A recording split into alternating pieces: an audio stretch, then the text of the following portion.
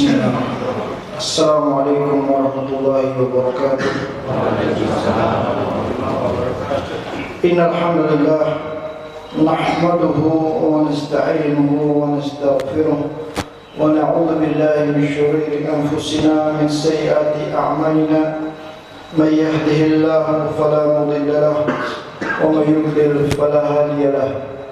وأشهد أن لا إله إلا الله وحده لا شريك له وأشهد أن نبينا محمدا عبده ورسوله يا أيها الذين آمنوا اتقوا الله حق تقاته ولا تموتن إلا وأنتم مسلمون يا أيها الناس اتقوا ربكم الذي خلقكم من نفس واحدة وخلق منها زوجها وبث منهما رجالا كثيرا ونساء واتقوا الله الذي تساءلون به والأرحام إن الله كان عليكم رقيبا يا أيها الذين آمنوا اتقوا الله وقولوا قولا سديدا يصلح لكم أعمالكم ويغفر لكم ذنوبكم ومن يطع الله ورسوله فقد فاز فوزا عظيما أما بعد.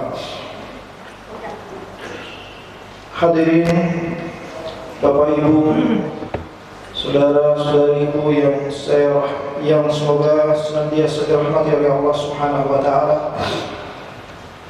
Alhamdulillah, pada pagi hari ini kita diberikan taufik lagi oleh Allah Subhanahu wa taala, dan terus Allah Azza wa Jalla semoga selalu memberikan taufik kepada kita untuk bisa menjalankan amanah yang Allah berikan kepada kita di dunia ini. Wa ma khalaqtul jinna wal insa illa liya'budun. Dan tidaklah kami ciptakan jin dan manusia kecuali agar mereka beribadah kepada Allah Subhanahu wa taala. Kemudian salawat dan salam semoga tercurahkan kepada junjungan kita Nabi besar yang mulia, Nabi kita Muhammad sallallahu alaihi wasallam, kepada keluarga beliau, para sahabat beliau, dan para pengikut setia beliau hingga hari kiamat. Bapak Ibu hadirin yang dirahmati oleh Allah Subhanahu wa taala, kita lanjutkan pembahasan kitab Al-Kabair, buku dosa-dosa besar yang ditulis oleh Al-Imam Al-Dhahabi rahimahullahu taala. Al-Imam Al-Hafidh Abi Abdullah Muhammad bin Ahmad bin Uthman Al-Dhahabi rahimahullah. Dan kita akan bahas dua bab. Bab yang pertama, bab al-firar min az-zahf, kabur dari medan perang. Dan ini singkat, babnya singkat karena beliau hanya menyebutkan satu dalil. Yang kedua, bab tentang dosa besar zina dan tingkatan-tingkatannya.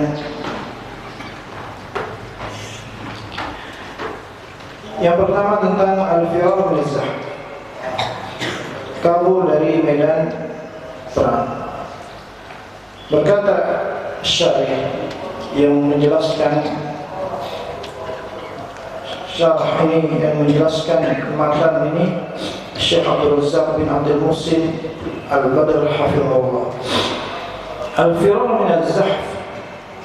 Kemudian penulis membawakan bab berikutnya, kabur dari medan perang. Waqad jaa fi hadzal ma'na fi hadits as-sab' al-mubiqat. Dan dosa besar ini telah dijelaskan pada hadis yang sebelumnya tentang 7 dosa yang membinasakan. Di antaranya orang-orang yang kabur dari medan jihad. Apa yang dimaksudkan dengan at-tawalli yawm az-zahf, kabur dari medan perang? Ketika ada terjadi gencatan senjata antara kaum muslimin dan orang kafir, dan kaum muslimin sedang menyusun saf-saf untuk berperang, berjihad, tiba-tiba ada beberapa orang yang tidak memenuhi atau mengatur saf ini, tapi dia keluar dari saf ini, saf-saf perang, dan lari ke belakang, tapi tujuannya bukan untuk melindungi atau mencari siasat perang, tapi untuk kabur. Oleh karena itu Allah Subhanahu wa taala berfirman dalam surat Al-Anfal tentang keadaan orang-orang yang kabur dari medan perang ini seperti apa, dan mereka yang dikecualikan seperti apa. Allah berfirman di dalam surat Al-Anfal ayat 16, "Wa may yuwallihim yawma idzin duburahu." Barang siapa yang berbalik ke belakang pada hari itu, yakni pada ketika keadaan berperang, mencatat senjata, mutaharrifan liqitalin atau mutahayyizan ila fiha illa mutaharrifan liqitalin, kecuali orang-orang yang mundur untuk dengan tujuan tertentu. Artinya dia sedang melindungi orang-orang yang ada di bagian belakang, dikhawatirkan musuh datang dari belakang. Au mutahayyizan ila fi'atin, atau dia sedang membuat strategi. Ya, ini dua keadaan yang dikecualikan. Orang yang ke belakang dengan dua keadaan yang dikecualikan ini. Yang pertama, dia ke belakang karena ingin melihat keadaan teman-temannya kaum muslimin yang di belakang yang mungkin sudah diserang dari bagian belakang. Yang kedua, dia ke belakang karena ingin membuat siasat perang. Dia membuat siasat, tipu daya. Siasat itu kayak tipu daya yang dibolehkan dalam jihad untuk melawan orang-orang kafir. Maka hal ini dikecualikan. Tapi kalau dia tujuannya lain karena ingin kabur, maka dosanya kata Allah Subhanahu wa taala, faqad ba'a bi ghadabin min Allah. Sungguh dia telah kembali dalam keadaan dimurkai oleh Allah. Dimurkai oleh Allah Subhanahu wa taala. Ini menunjukkan akan besarnya dosanya. Kemudian Allah katakan juga, wa ma'awahu jahannam wa bi'sal masir. Dan tempat kembalinya adalah neraka jahanam, dan neraka jahanam itu adalah seburuk-buruk tempat tinggal. Kemudian beliau juga berdalil dengan ayat dengan hadis yang berikutnya, yang mana hadis ini telah dibahas pada bab yang pertama tentang 7 dosa yang membinasakan. Yaitu Rasulullah SAW bersabda, "Ijtanibus sab'al mubiqat." Jauhilah 7 dosa yang membinasakan. Di situ beliau menyebutkan at-tawalli minaz-zahab. Di antaranya orang-orang yang kabur dari medan perang. Ini termasuk dosa besar orang-orang yang kabur dari medan perang karena telah merugikan kaum muslimin. Di antaranya, dia telah mengacaukan saf-saf kaum muslimin, sehingga orang-orang kafir lebih berani untuk maju karena melihat ada yang takut, ada yang kabur. Menunjukkan akan cerminan bagi yang lainnya bahwa mereka ini orang yang takut, sehingga diserang. Ya, ini akan mengacaukan saf kaum muslimin dan membuat orang-orang kafir semakin berani. Yang lainnya akan merugikan kaum muslimin karena telah mengacaukan strategi mereka. Maka ini termasuk dosa besar. Kemudian hadis atau bab yang berikutnya, kita masuk pada bab yang ke-12. Dosa besar yang ke-12, az-zina, berbuat zina. Wa ba'duhu akbaru ithman min ba'd. Kata beliau, dan sebagiannya lebih besar dosa dari sebagian yang lain. Zina itu bertingkat-tingkat. Ya, sebagian lebih besar dari sebagian yang lain. Sebagaimana orang yang sudah menikah yang berzina lebih besar lagi dosanya daripada orang yang belum menikah. Lebih besar juga hukumannya. Begitu juga orang yang sudah usia lanjut yang berzina lebih besar lagi daripada anak muda. Ya, lebih besar, memiliki tingkatan, walaupun semua dosa besar. Begitu pula orang yang berzina dengan tetangganya atau istri tetangga lebih besar lagi dosanya daripada orang yang berzina dengan orang lebih jauh, karena dia telah melakukan banyak dosa di situ. Di sini akan disebutkan oleh Imam Adz-Dzahabi rahimahullah dalil-dalilnya sesuai dalam temanya yang beliau berikan di sini. Zina, dosa besar yang 12, zina, yang mana sebagian zina lebih besar daripada sebagian zina yang lain, lebih besar dosa. Dalil yang pertama, ayat Al-Quran surat Al-Isra ayat 32. Dzakar musannif, penulis di sini Al-Imam Adz-Dzahabi menyebutkan dosa besar zina, yang mana zina adalah seorang mendatangkan perbuatan yang keji yang Allah sebutkan dalam Al-Quran dengan kata fahisyah, perbuatan keji. Allah Ta'ala berfirman, وَلَا تَقْرَبُوا الزِّنَا إِنَّهُ كَانَ فَاحِشَةً وَسَاءَ سَبِيلًا.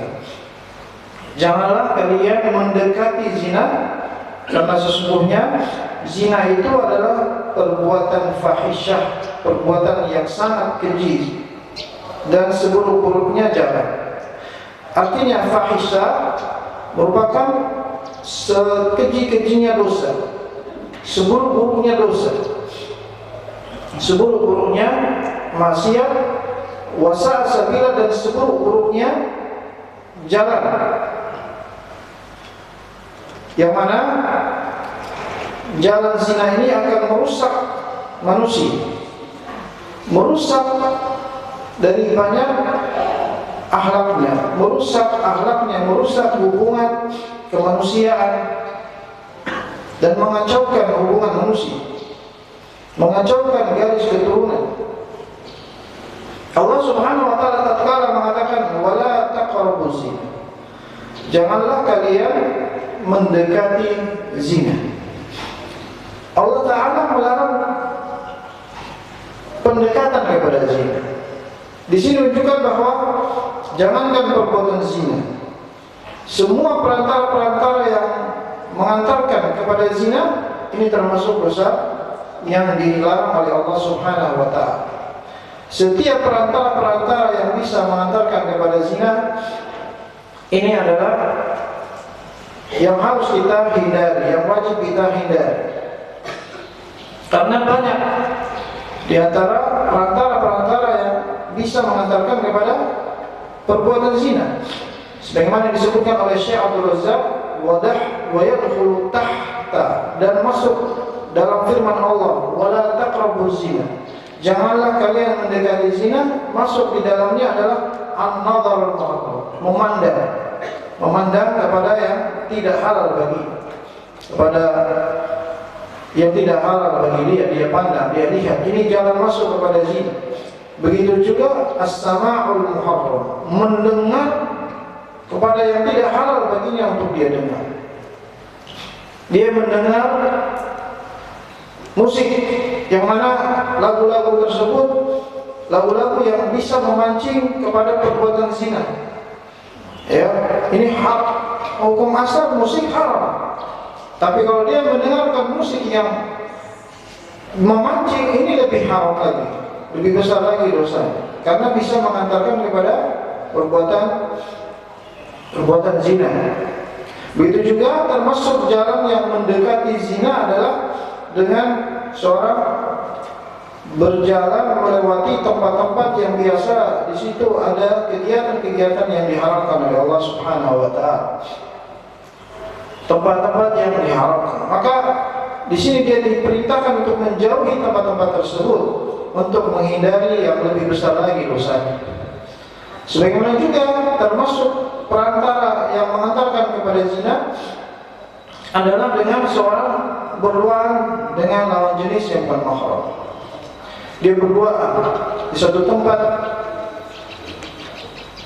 yang tidak diawasi oleh orang lain,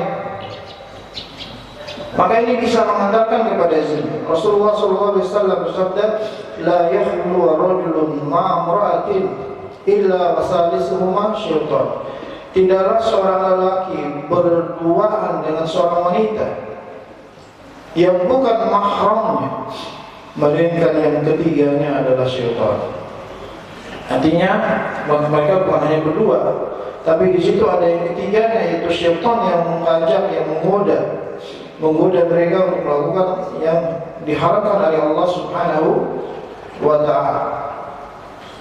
Termasuk berduaan yang diharamkan oleh Rasul SAW di sini. Para ulama menjelaskan, tatkala seorang itu berkomunikasi dengan wanita yang bukan mahram secara berlebihan, ya, ini dilarang. Orang berkomunikasi melalui media sosial, melalui telepon, ini tidak boleh berlebih-lebihan. Ya, kalau memang suatu yang dibutuhkan dia sampaikan apa yang memang perlu dalam, misalnya ada kegiatan sekolah, kegiatan tertentu yang mana dia harus sampaikan melalui WA, dia harus dikirim WA, harus ditelepon yang lawan jenisnya. Namun seorang wanita diperintahkan untuk menegaskan suaranya jangan dilembut-lembutkan, jangan dihaluskan, jangan dia membuka suara-suara yang dapat merayu lelaki, ya. Begitu juga keduanya tidak boleh berbicara dalam waktu yang lama, ya, seperti basa-basi dan seterusnya yang panjang lebar, dan ini bisa memancing kepada yang berikutnya, ya. Ini termasuk suatu yang dilarang adalah berlebihan dalam berkomunikasi dengan lawan jenis.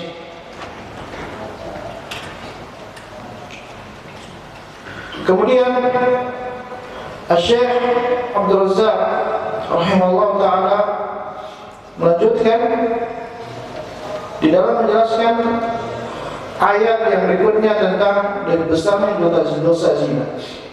Berkata Imam Adz-Dzahabi rahimahullah, "Walladzi wa qala Allah taala," dan firman Allah Subhanahu wa taala. Allah berfirman, "Walladzina la yad'una ma'allahi ilahan akhar," dan orang-orang yang tidak berdoa kepada selain Allah bersama dia berdoa kepada Allah. Artinya di sini Allah melarang dosa syirik, mengharamkan dosa syirik yang paling besar. Wala yaqtuluna an-nafsa allati harramallahu illa bil haqq, dan orang-orang yang tidak membunuh jiwa yang diharamkan oleh Allah kecuali dengan cara dengan alasan yang benar. Artinya ini dosa besar yang kedua Allah sebutkan. Allah sebutkan berurutan dosanya dalam ayat ini. Yang pertama Allah sebutkan dosa syirik, dosa yang paling besar. Yang kedua Allah sebutkan dosa membunuh tanpa alasan yang syar'i, tanpa ada hujah yang syar'i, seperti orangnya telah lakukan pembunuhan, maka dia dibalas bunuh oleh pemerintah, jika keluarganya meminta untuk dibunuh. Kemudian dosa besar yang ketiga Allah sebutkan, wala yaznun, dan mereka yang tidak melakukan perbuatan zina. Allah sebutkan zina dalam urutan yang ketiga setelah pembunuhan. Kemudian Allah katakan wa may yaf'al dzalika yalqa athama. Tapi barang siapa yang melakukan masing-masing semua itu yang disebutkan, maka sungguh dia telah melakukan dosa yang besar. Yalqa athama, dia telah berbuat dosa yang besar. Dia telah berbuat dosa yang besar, yang menunjukkan bahwa zina termasuk dosa besar. Karena Allah Subhanahu wa taala menggandengkan perbuatan zina dengan perbuatan syirik dan pembunuhan. Allah sebutkan dalam satu ayat 3 dosa ini.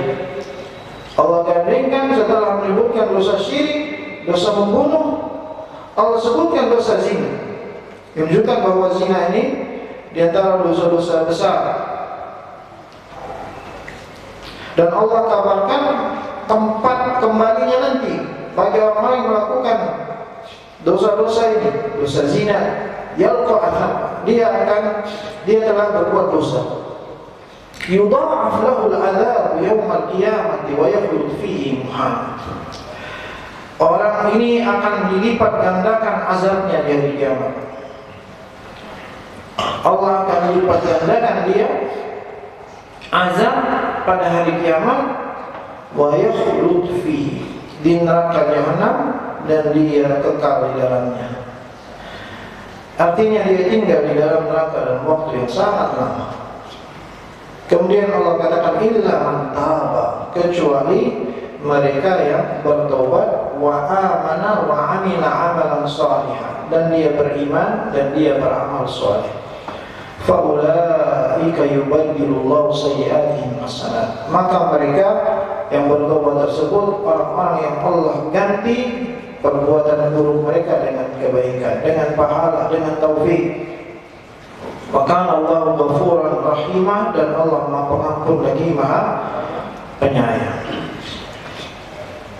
Artinya orang ini terancam dengan neraka. Dari ayat ini dia terancam neraka bagi pelaku zina, karena dia telah melakukan salah satu dosa yang dari 3 dosa yang Allah sebutkan di sini, syirik, pembunuhan, zina. Dan dia terancam neraka kecuali jika dia bertobat dengan sungguh-sungguh. Maka Allah Subhanahu wa taala akan ganti taubatnya dengan pahala dari Allah Subhanahu wa taala, dan Allah Maha penerima taubat. Kemudian beliau Al-Imam Adz-Dzahabi menyebutkan dalil yang berikutnya tentang besarnya perbuatan zina. Dalam surat An-Nur ayat 2, Allah katakan, Az-zaniyatu waz-zani fajlidu kulla wahidin minhuma mi'ata jaldah.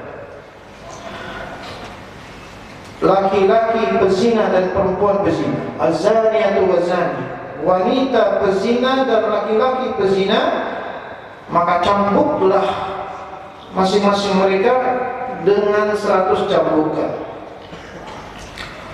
Wala ta'khudhum bihi ma'rafah, dan jangan kalian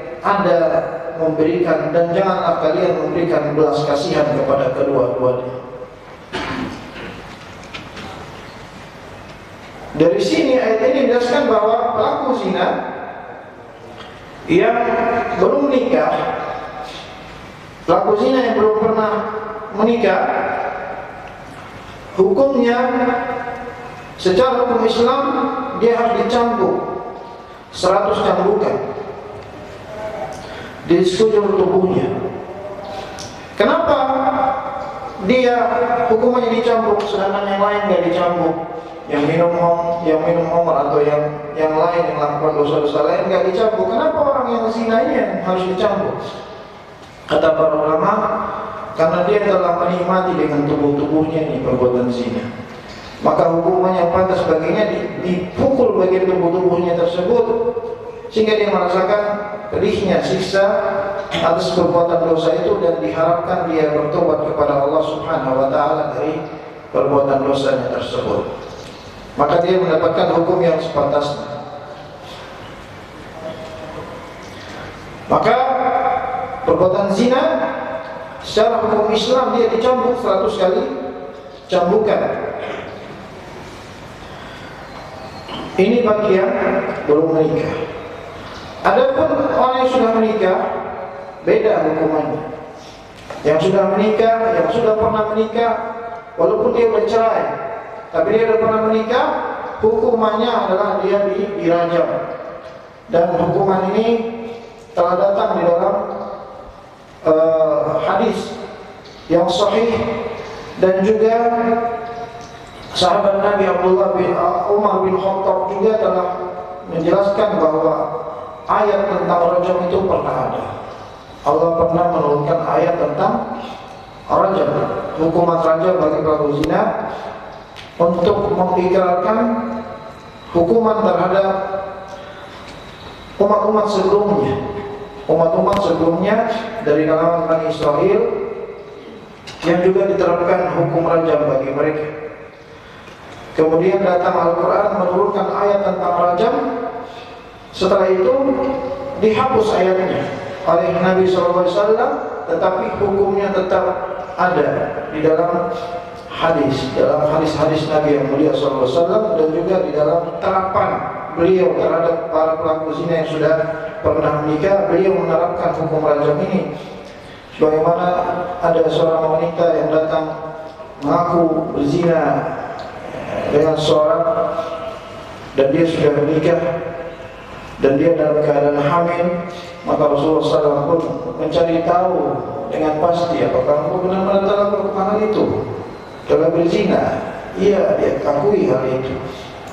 Beliau pastikan lagi dengan siapa, dengan fulan. Kalau begitu engkau lahirkan dulu anakmu. Setelah engkau lahirkan anakmu, engkau kemari, dan dia ditegakkan hukum rajam baginya. Jadi rajam itu adalah dia dilempar batu sampai mati, ya, dilempari batu sampai mati. Dan ini juga para ulama menjelaskan hukuman yang sepantasnya bagi mereka yang telah menikah rajam, karena Allah Subhanahu wa taala telah berikan mereka yang halal, tapi mereka masih memilih yang haram, dan mereka dilempari batu sampai mati agar mereka merasakan karena tubuh mereka telah nikmati apa yang diharapkan Allah, maka mereka pantas mendapatkan seperti itu. Kemudian bagi orang yang menuduh zina, orang yang menuduh zina juga termasuk dosa besar jika tidak ada bukti. Misalnya ada seorang menuduh temannya atau saudaranya yang beriman telah melakukan zina, tapi tidak ada bukti. Kalau dia tidak bisa mendatangkan 4 saksi, bukti di sini adalah 4 orang saksi. Jika dia tidak mendatangkan 4 orang saksi atas tuduhannya kepada saudaranya yang berbuat zina, maka dia dicambuk. Dihukum cambuk sebanyak 80 kali, yang diistilahkan dengan haddul qadhaf, hukuman qadhaf, ya, tuduhan yang keji kepada saudara yang muslim. Maka dia dicambuk 80 kali. Adapun bagi suami yang mendapatkan pasangannya, istrinya berzina, atau istri yang mendapatkan suaminya berzina, jika mereka mendapati salah satunya telah berbuat zina, maka keduanya buktinya itu tidak dicari dari saksi-saksi, tetapi dicari buktinya dengan sumpah. Ya, kalau orang yang bukan suami istri mendapati orang lain berzina, dibutuhkan 4 orang saksi. Tapi kalau suami istri saling mendapati salah satunya berzina, bukan dibutuhkan saksi, tapi dibutuhkan sumpah dan laknat. Ya, dia sumpah atas dirinya 4 kali, kemudian dia melaknat dirinya jika dia berbohong. Misalnya lelaki ini dia datang melapor ke pemerintah, istrinya dalam melakukan zina misalnya, maka dia diperintahkan untuk bersumpah sebagaimana yang Allah Subhanahu wa taala telah ikrarkan ini dalam Al-Qur'an. Dia bersumpah sebanyak 4 kali, kemudian yang kelima kali dia ucapkan laknat atas dirinya jika dia berbohong. Misalnya dia katakan, demi Allah istri saya telah berbuat zina, dia katakan bisa seperti itu 4 kali, dia ngomong 4 kali. Kemudian yang kelima kali dia katakan, demi Allah jika saya berbohong dan berbohong atas ucapan ini mendapatkan laknat dari Allah Subhanahu wa ta'ala. Maka wanita ini akan diminta untuk membela dirinya jika dia tidak bersalah. Dengan apa? Dia juga bersumpah. Dia bersumpah 4 kali dan dia yang kelima kali pun melaknat dirinya jika dia berbohong, atau melaknat dirinya jika suaminya yang jujur. Maka tatkala wanita ini sudah bersumpah, lepas hukuman darinya. Dia tidak mendapatkan hukuman. Tetapi kedua pasangan ini diceraikan selamanya. Diceraikan selama-lamanya, tidak bisa kembali. Tidak bisa mereka damai kembali, karena ini sudah dihukum talak 3. Yang mana talak 3 tidak bisa dikembalikan lagi, karena mereka berdua telah li'an, telah saling melaknat satu sama lainnya. Jadi masing-masing Allah Subhanahu wa ta'ala telah jelaskan hukumnya. Pelaku zina yang belum nikah, pelaku zina yang telah menikah, juga orang yang menuduh zina ada hukumannya buat dia. Juga suami istri yang mendapati pasangannya atau menuduh pasangannya berzina, itu sudah ada aturannya juga, dengan dia bersumpah dan dia melaknat dirinya, saling li'an. Ini sudah diatur oleh Islam di dalam Al-Quran, dan ini adalah hukum yang seadil-adilnya. Hukum yang seadil-adilnya, yang mana dengan hukum ini akan bisa meminimalisir perbuatan zina. Kemudian ayat berikutnya Allah berfirman dalam surat An-Nur ayat 3, Az-zani la yankihu illa zaniyatan aw musyrikah, waz-zaniyatu la yankihuha illa zanin aw musyrik, wa hurrima dzalika 'alal mu'minin.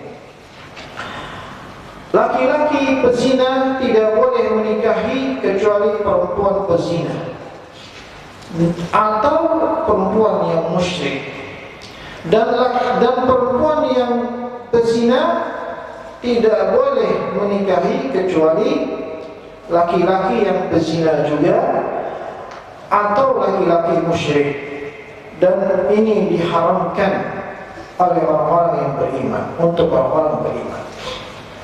Di dalam ayat ini Allah Subhanahu wa ta'ala menjelaskan dan menegaskan akan buruknya perbuatan zina, yang mana perbuatan zina ini bisa membahayakan pasangan hidupnya.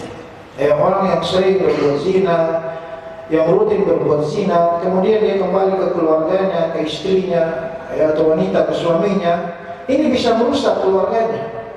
Kalau ada penyakit misalnya, akan menularkan kepada pasangannya. Makanya Allah Subhanahu wa ta'ala melarang laki-laki yang berzina, apalagi dia suka berzina, dia itu menikahi wanita yang beriman, yang tidak pernah berzina, yang perawan. Ya, ini tidak boleh, hukumnya haram, kecuali jika laki-laki ini bertobat dengan sungguh-sungguh, taubat nasuh. Begitu pula sebaliknya, wanita yang berzina, ya, atau yang biasa melakukan zina, ini juga diharamkan dia menikahi laki-laki yang afif, laki-laki yang afif, yang tidak berzina, yang mukmin, kecuali jika wanita ini bertobat dengan taubat nasuha, taubat yang jujur, maka ini dikecualikan. Kenapa Allah melarang ini semua? Tentunya bahayanya besar. Tentunya ini akan memberikan dampak negatif kepada pasangannya. Di antara keburukan yang didapati oleh pasangannya tatkala dia adalah seorang yang terbiasa berbuat zina, kemudian dia nikah dengan orang baik, di antara keburukannya, dampak negatifnya, penyakitnya mungkin bisa menular kepada pasangannya ini. Dampak lainnya, dia masih ingin berbuat demikian, masih melakukan demikian sampai dia udah menikah pun dia masih berzina di luar, melakukan perselingkuhan, ya, dan seterusnya. Maka ini berdampak negatif. Sampai-sampai Allah Subhanahu wa taala katakan, tidak boleh kecuali dengan yang sesama berzina atau orang musyrik.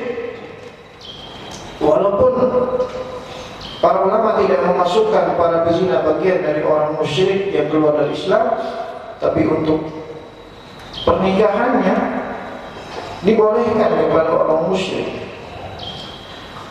Ya, Allah suruh dengan orang musyrik menunjukkan akan besarnya dosa ini. Hurrima dzalik, ini diharamkan, kata Allah, diharamkan pernikahan ini. Artinya pernikahannya tidak sah. Pernikahannya tidak sah tatkala orang ini dia tidak bertobat. Tatkala dia tidak bertobat. Begitu juga tatkala wanita ini tidak bertobat, tidak sah dia menikah dengan pasangannya yang mukmin yang tidak berzina. Kecuali jika dia bertobat dan dia menyesali perbuatan, maka ini dikecualikan. Kemudian hadis yang berikutnya akan besarnya dosa zina. Berkata Imam Adz-Dzahabi, wa qala sallallahu alaihi wasallam, Rasulullah sallallahu alaihi wasallam bersabda, wa su'ila ayyu dhanbi a'zam. Rasulullah pernah ditanya oleh seseorang, ya Rasulullah, dosa apa yang paling besar? Maka Rasulullah menjawab, anta ja'ala lillahi niddan wa huwa khalaq. Engkau menjadikan bagi Allah tandingan-tandingan dan berbuat syirik kepada Allah. Wa huwa khalaq, padahal Allah telah menciptakan. Bagaimana Allah sudah menciptakanmu, memberikan rezeki, memberikan kenikmatan yang banyak, tapi engkau beribadah kepada selainnya, menyekutukan Allah, menyembah selain Allah. Maka ini dosa yang paling besar. Kemudian apa kata orang ini? Kemudian dosa apa lagi ya Rasulullah yang paling besar? Setelah itu Rasulullah menjawab, antaqtula waladaka khasyata an yat'ama ma'ak. Engkau membunuh anak kandungmu karena takut engkau makan bersamanya. Takut miskin. Ya, dia membunuh anaknya takut miskin. Ini dosa besar setelah syirik. Dan dosa membunuh ini hukumnya haram. Dan para ulama telah menyebutkan tingkatan haram membunuh ini. Dia mulai dari membunuh orang kafir yang telah diberikan perlindungan oleh pemerintah setempat, membunuh orang kafir yang diberikan perlindungan oleh pemerintah yang masuk ke negerinya dengan aman, kemudian dia bunuh, maka ini dosa besar, diharamkan dia mencium bau surga. Kemudian yang lebih besar lagi, dia membunuh saudara sesama muslim. Dia membunuh orang yang beriman, membunuh orang muslim. Ini double lagi dia mendapatkan dosa. Masuk neraka jahanam, dimurkai Allah, dibenci oleh Allah, dilaknat oleh Allah. Yang lebih besar lagi dari itu adalah dia membunuh anaknya, kerabatnya. Maksudnya kerabatnya, keluarganya. Dalam sabda Nabi, taqtula walada, engkau membunuh anakmu karena takut dia makan bersama. Padahal Allah Subhanahu wa taala sudah menjamin rezeki mereka. Nahnu narzuqukum wa iyyahum. Kata Allah, kami akan memberikan rezeki kepada kalian dan juga kepada anak-anak kalian, keluarga kalian. Semua Allah jamin rezekinya. Kenapa dia takut miskin? Dia takut tidak bisa bertanggung jawab kepada anaknya. Padahal anaknya ini adalah awal keberkahan hidupnya. Keberkahan hidupnya nanti Ketika dia sudah usia lanjut kan yang melindungi dia anaknya. Kenapa dia tidak memeliharanya saja, tapi dia membunuh anaknya karena takut miskin? Ini dosa besar, yang paling besar dari setiap pembunuhan. Dan ini banyak terjadi di zaman ini, banyak terjadi. Orang yang berbuat zina, hamil di luar nikah, dia langsung mengadakan dibunuh bayinya, janinnya itu. Ya, istilahnya apa? Aborsi. Dibunuh. Dan aborsi hukumnya haram. Ya, hukumnya haram. Kecuali ada suatu penyakit atau ada suatu masalah pada janin tersebut, yang mana dokter memutuskan memang harus diaborsi, maka ini diaborsi. Masalahnya seperti penyakit atau anaknya sudah tidak ada, sudah mati, maka diaborsi. Tapi kalau masih hidup, tidak ada penyakit, masih hidup dan dia bisa lahir, anak bayi bisa lahir, dilahirkan walaupun dia cacat misalkan, wajib dia pelihara sampai dia lahir. Ya, wajib walaupun cacat, jangan dibunuh. Karena tidak ada yang memastikan dia keluar itu akan mati, tidak ada. Hanya Allah yang tahu. Bisa jadi dia keluar ternyata normal, ternyata lain ceritanya, anaknya hidup, ya, dan seterusnya. Ini tentang pembunuhan hewan yang terjadi. Kemudian hadis yang berikutnya, dosa besar yang ketiga yang Rasulullah ditanya, kemudian apa ya Rasulullah dosa besar yang berikutnya? Rasulullah mengatakan, antuzaniya halilata jari, engkau berzina dengan istri tetangga. Nah, di dalam hadis ini Rasulullah SAW menunjukkan tingkatan-tingkatan dosa zina, yang mana dosa berzina dengan tetangga lebih besar daripada dosa berzina dengan orang yang lebih jauh darinya. Kenapa? Kenapa dosa zina dengan istri tetangga lebih besar daripada yang lainnya? Karena yang pertama, dia telah mengkhianati tetangganya, ya, suaminya misalnya. Ya, kalau suaminya masih hidup, dia mengkhianati suaminya. Yang kedua, dia tidak memuliakan tetangganya. Padahal Rasulullah SAW memuliakan tetangga, memerintahkan untuk memuliakan tetangga. Beliau bersabda, la yu'minu man la ya'mana jarahu biwahidi. Tidak beriman, tidak sempurna keimanan seorang yang mana seorang tidak menjamin keamanan bagi tetangganya. Di dalam hadis yang lain, tidaklah sempurna keimanan seorang sampai dia memuliakan tetangganya, dia berbuat baik kepada tetangganya.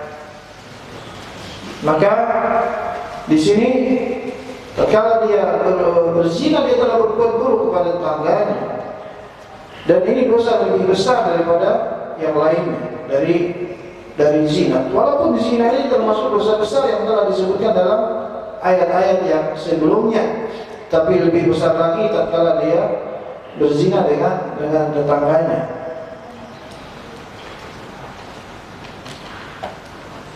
Karena menumbuhkan permusuhan, menumbuhkan permusuhan antara dia dengan tetangganya, dan juga telah menghinakan tetangganya.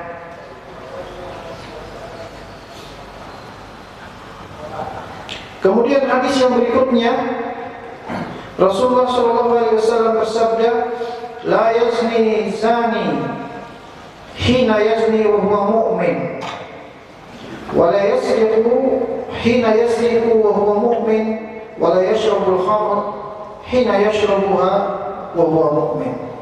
Yang artinya, tidaklah seorang yang berzina, dia berzina dalam keadaan dia beriman. Dan tidaklah seorang yang mencuri, dia mencuri dalam keadaan dia beriman.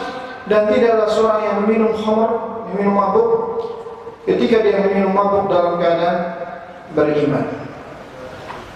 Di dalam hadis ini bermakna la yazni zani, tidaklah seorang pezina dia berbuat zina dalam keadaan dia beriman.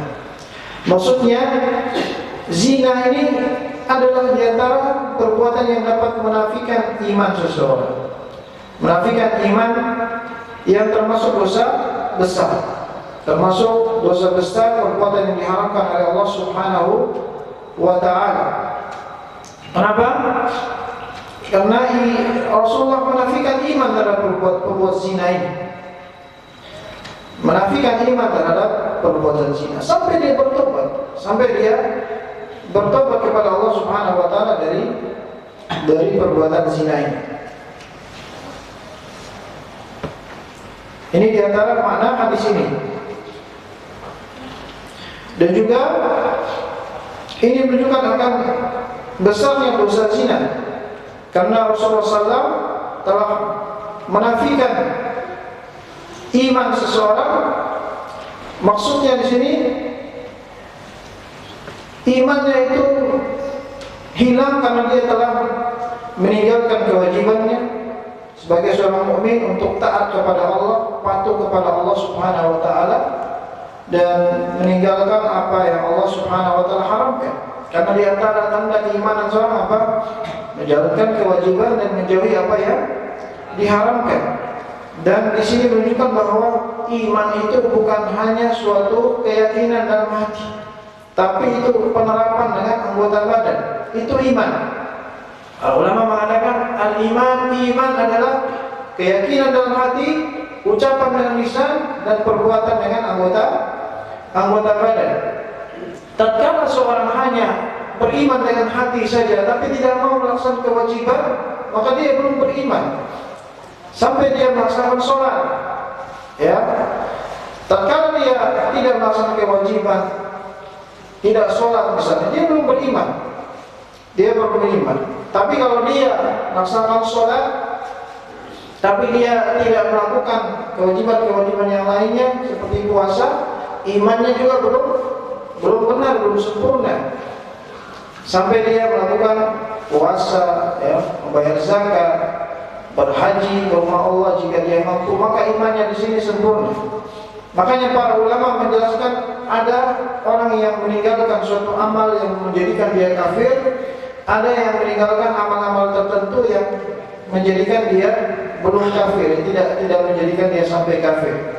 Di antara meninggalkan amal yang menjadikan dia kafir, keluar imannya adalah dia meninggalkan sholat. Dan di antara amalan-amalan yang dia tinggalkan tapi tidak menjadikan dia sampai keluar dari Islam, seperti dia meninggalkan puasa sambil dia yakini bahwa puasa tetap wajib, tapi dia tinggalkan puasa karena malas, maka ini dosa besar tetapi tidak menjadikan dia sampai keluar dari Islam. Tapi ini telah menjatuhkan imannya, merobohkan imannya. Sebagaimana juga dia meninggalkan kewajiban, dia juga melakukan yang diharamkan oleh Allah. Ini juga akan merobohkan imannya, seperti berbuat zina. Ini dapat meruntuhkan imannya, menjatuhkan imannya.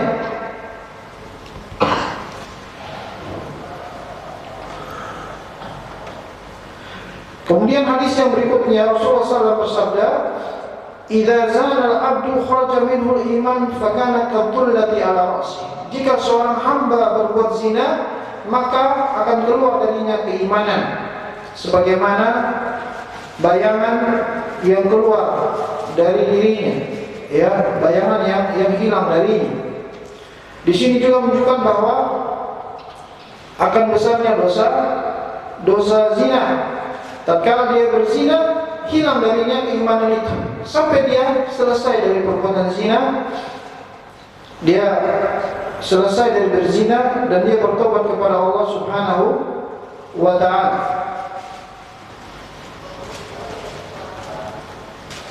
Beliau SAW juga bersabda, "Man zana aw syariba al-khamr, naza'a Allahu minhu al-iman kama yakhla'ul insanu al-qamis min ra'sih. Barang siapa yang berbuat zina atau meminum minuman keras, maka Allah akan mencabut darinya keimanan sebagaimana seorang melepaskan pakaiannya dari kepalanya. Ini juga menunjukkan akan besarnya dosa zina, karena dengan dia berzina keimanan akan roboh, akan punah darinya. Begitu juga Rasulullah SAW bersabda, salah satu la yukallimuhumullah yaumil qiyamah wa la yanzuru ilaihim. Ada 3 orang yang Allah tidak akan ajak bicara dengannya dan Allah tidak akan memandang dia. Ya, karena pandangan paling nikmat saat itu pandangan Allah. Ya, pandangan Allah Subhanahu wa taala lebih indah dari surga. Tapi Allah tidak akan memandang dia. Allah tidak akan ajak bicara. Siapa mereka? Wala yuzakihim, dan Allah tidak akan membersihkan mereka dari dosa mereka. Walahum adzabun alim, dan mereka mendapatkan azab yang sangat pedih. Siapa itu? Yang pertama, syekhun zanin, orang yang sepuh yang berzina, orang tua yang berzina. Yang kedua, malikun kadzdzab, pemimpin yang berdusta, raja yang dusta. Yang ketiga, wa'ilun mustakbir, orang miskin yang sombong. Disebutkan 3 dosa ini menunjukkan akan dosa yang paling besar dari dosa-dosa besar ini. Yang pertama, orang tua yang berzina. Ya, dia sudah tua, ya, sudah menikah, sudah tua, usia lanjut, tapi masih berzina. Belum juga dia ingat mati, yang sudah mungkin umurnya udah harusnya lebih mengingat, lebih mendekatkan diri kepada Allah Subhanahu wa taala, tapi dia masih suka berzina. Ini dosanya paling besar. Yang kedua, malikun kadzdzab, seorang raja yang berdusta, karena dia mengkhianati rakyatnya. Pemimpin berdusta, dia mengkhianati rakyatnya, dia membohongi banyak orang. Berbeda dengan orang yang membohongi satu orang. Ini beda daripada seorang yang membohongi banyak orang, mengkhianati banyak orang. Yang ketiga, orang miskin yang sombong. Kenapa? Dia tidak memiliki harta. Dia punya harta mungkin sedikit, tapi dia masih menyombongkan diri. Ini lebih besar lagi dosanya daripada orang kaya yang sombong. Orang kaya yang sombong tetap dosa, tapi dia masih bisa membanggakan apa yang dia miliki, daripada orang miskin yang tidak memiliki apa-apa, masih menyombongkan diri, mengangkat dirinya. Ini lebih besar lagi dosa dia. Baik, hadirin dirahmati Allah Subhanahu wa taala, kita cukupkan pembahasannya sampai di sini di hadis ini. Jika ada yang ingin ditanyakan, silakan. Ustaz, saya tanya. Ya, Pak. Ustaz, tadi di awal menjelaskan mengenai dosanya kita menghindari jihad gitu ya, perang. Mungkin sekarang kita tidak perang fisik gitu ya, tapi sekarang ini di Indonesia khususnya gitu lagi perang pengaruh, yang pengaruh ideologi atau apa gitu ya, pengaruh medsos dan segala macam. Dan sebentar lagi akan lebih nyata kalau mau ada presiden, kan saling perang pengaruh untuk memilih pemimpin gitu. Nah tentu kita sebagai umat Islam harus juga ikut serta gitu di dalam jihad itu gitu ya kan? Nah apakah boleh gitu misalkan kita berperang pengaruh melalui ceramah di masjid atau melalui perkumpulan, atau seperti apa kita harus berjihad supaya kita jangan digolongkan yang menghindari perang gitu Ustaz? Iya. Terima kasih.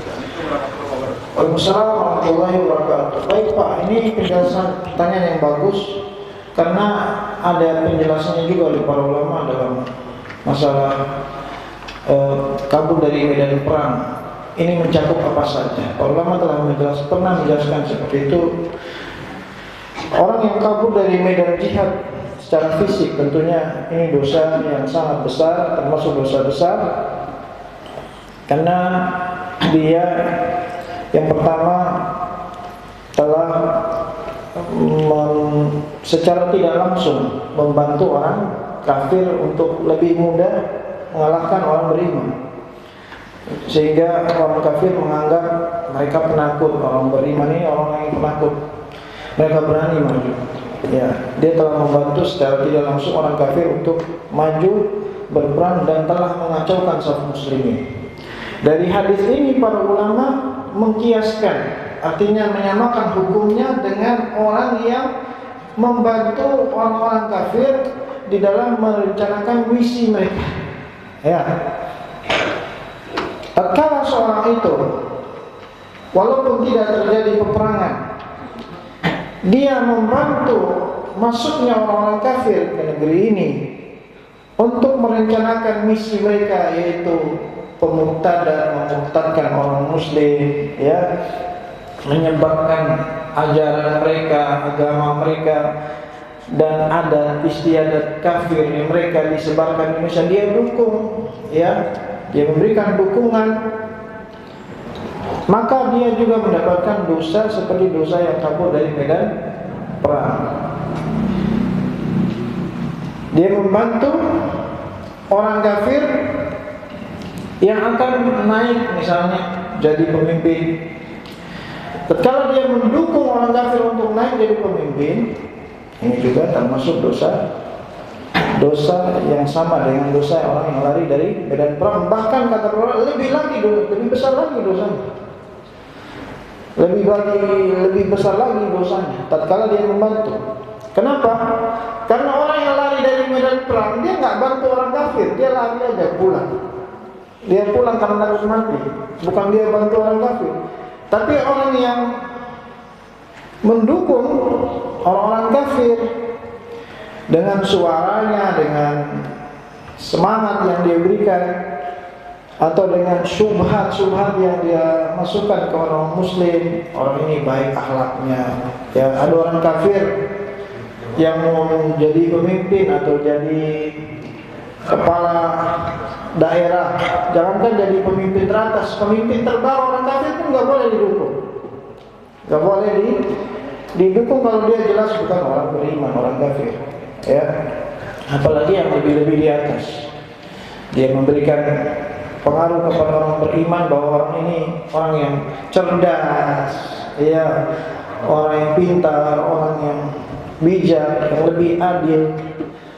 Ya, itu salah, keliru. Perkataan yang mengatakan lebih baik orang kafir yang adil daripada orang muslim yang berkhianat, ini kalimat sesat, Pak.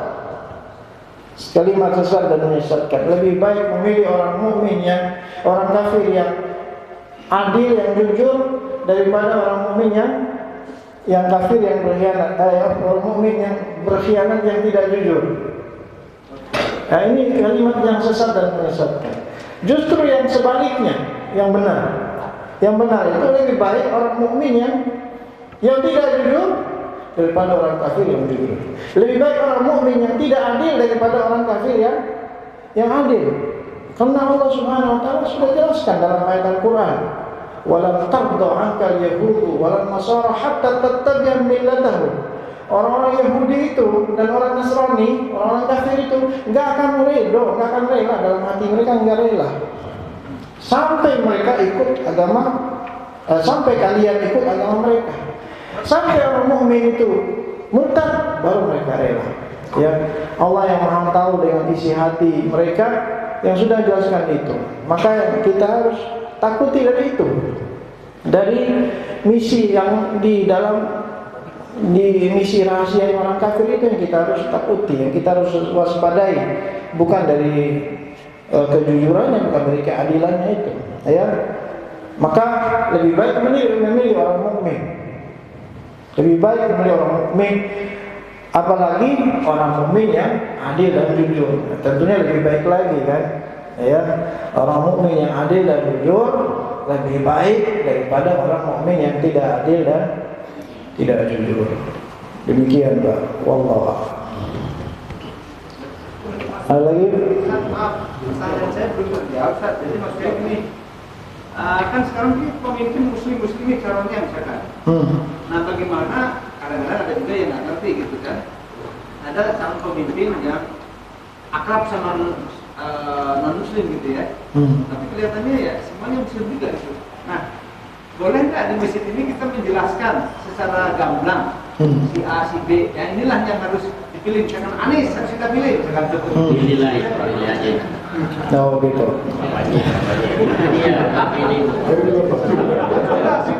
Iya Pak. Kalau memilih pemilihan pada pemimpin sesama muslim itu, memilih pemimpin sesama muslim itu semua perkara yang ijtihadi. Ijtihadi itu dari ijtihad masing-masing. Ada yang ijtihad masing-masing, ada yang melihat ini yang lebih jujur, ini yang lebih amanah. Ada yang melihat malah sebaliknya, lebih jujur dan lebih amanah.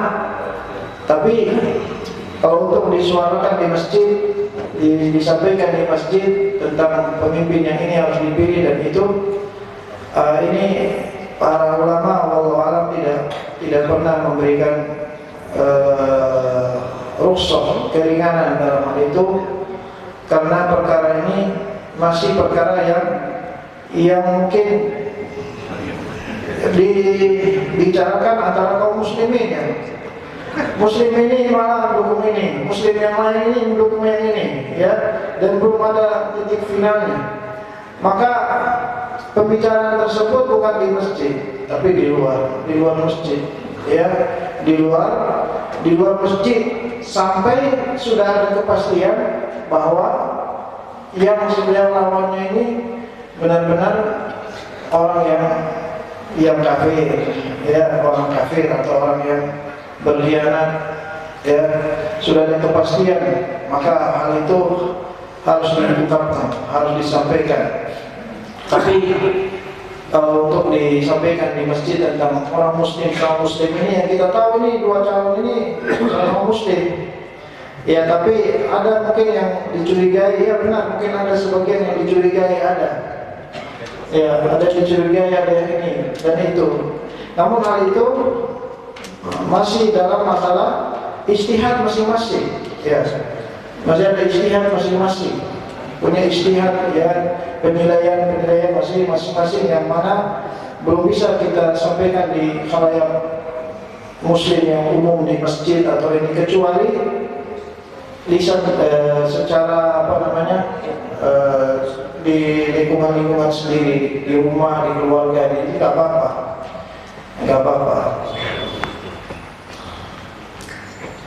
Wallahu a'lam.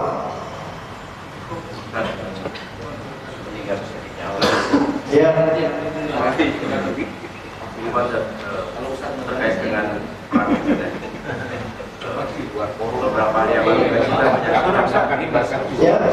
beberapa hari yang lalu kan kita menyaksikannya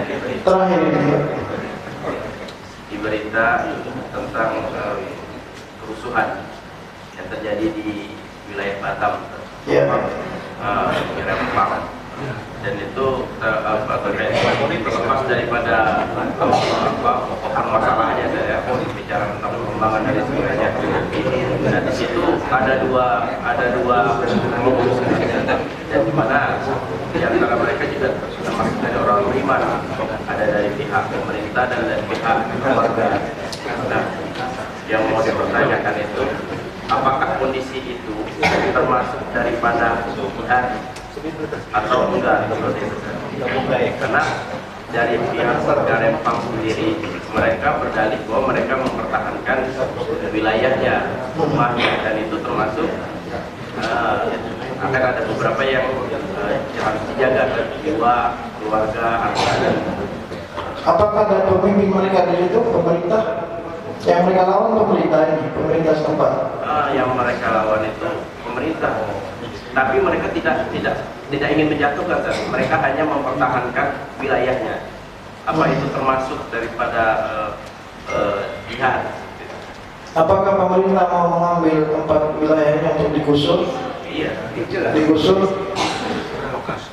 Ya, maka tatkala pemerintah di suatu wilayah yang muslim, dia melakukan suatu keputusan atau tertentu, maka selayaknya rakyat itu diperintahkan untuk yang pertama nasihati pemimpin, memberikan nasihat teguran kepada pemimpinnya, ya, secara langsung, dia nasihat pemerintah dan secara langsung. Tapi tatkala pemerintah ini masih tetap dia melakukan hal itu, misalnya dia mengambil hak sebagian dari rakyatnya, ya dia bersabar sambil berdoa kepada Allah Subhanahu wa Ta'ala, karena bagaimanapun kalau dia melawan pemerintah dia akan kalah, dia akan bisa kalah, dia khawatirkan dia akan lebih menebak pada yang lainnya madorotnya gitu. Dan ini sudah ada sejak dulu, sejak zaman salaf zaman Nabi, kita disuruh untuk bersabar sambil berdoa dan berharap akan ada pemimpin yang lebih baik. Makanya tatkala nanti ada pemilihan, ya kita pilih yang menurut kita baik, ya, menurut kita baik, dan alhamdulillah insyaallah semua udah tahu lah mana yang baik, ya kan. Tidak perlu saya sampaikan di sini, saya juga tahu Pak, kan saya nggak tahu, saya juga tahu yang baik mana, ya. Tapi kan nggak perlu kita ngomong di sini, ya, karena kadang-kadang ada pertanyaan jebakan ini Pak. Tiba-tiba lagi ngomong tentang ini, ada tuh yang lagi ngomong gitu, para dai ngomong tentang satu pihak, tiba-tiba ada yang datang periksa berangkat ke sana.